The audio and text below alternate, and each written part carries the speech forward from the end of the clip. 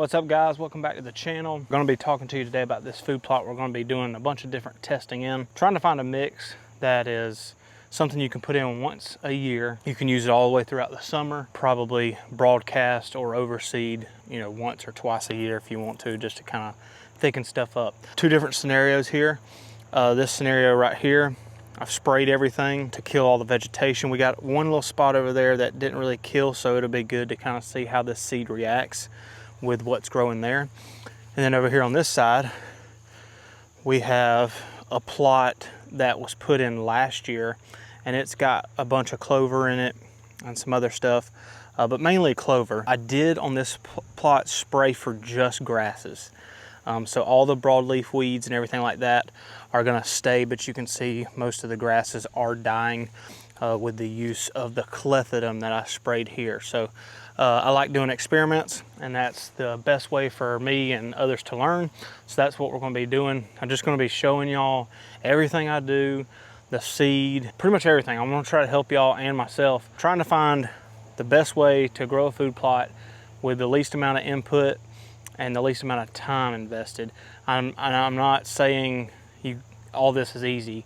You have to put in the time and the work to make this happen, but with most guys, they don't have a big no-till drill and they don't have all this equipment, and so I'm trying to help those kind of guys out. Because the guys with the big equipment, they probably don't really think they need any help on anything, if y'all know what I mean. So we'll have a plot that's completely sprayed and killed off, and then we'll have a plot that's already somewhat of established, but it's got other broadleaf weeds in it. So that's gonna be the test. Follow along if y'all wanna kind of see the results come spring. So thanks for tuning in. We'll get all this seed thrown out. The seeds we're going to be using are red clover, not to be mistaken for crimson clover. This is a red clover, so it's got a pink bloom. And then we're going to be using Bercine clover, Balantia, chicory, and then purple top turnip. So that's everything you see in this mix right here. I'll try to get in the sun. You can see all those seeds. Thousands, hundreds and thousands of seeds right there. So we're going to be throwing that in both of these test plots right here. In this big container here, I got 25 pounds of oats.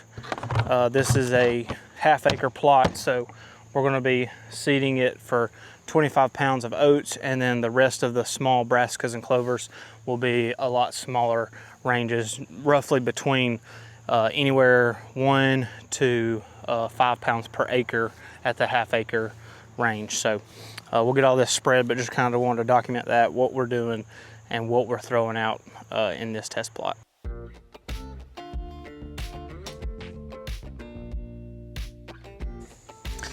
All right, quick tip.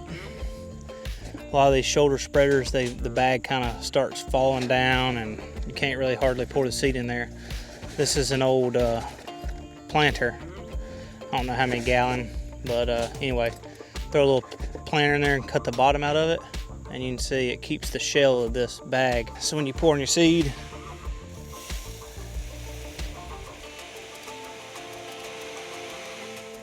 the bag don't want to collapse.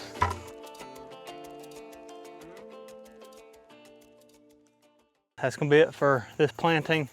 I got to do all my other food plots. I don't know if I'll probably film some of that, but we're actually gonna be using a drill most of that. This small, like hidey hole or kill plot, whatever you want to call it, these small plots are just about best to broadcast, to be honest with you. We'll see how this comes up. Trying to help y'all, and if you want to follow along, just hit the like button and the subscribe button. I'm going to be putting out more videos of these food plots. Every year is going to be a little different. We're going to have to tweak something and maybe take one seed out and put another seed in and kind of figure out what mix works best.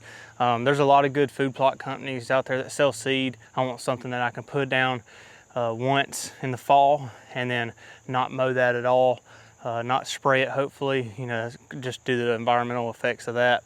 But I'm not afraid to use chemical if we need it. But I actually got a plot up here I'm gonna show y'all, so stay tuned for that video. It'll come out soon too, of a test plot that I planted, and in a year's time it's still growing. The deer have browsed on it, but it's still keeping up with their browse pressure. I haven't done any manipulation as far as watering every day or anything crazy like that, and I have not mowed it, have not sprayed it, and it is an incredible food plot. Thank y'all for watching. We'll see you next time.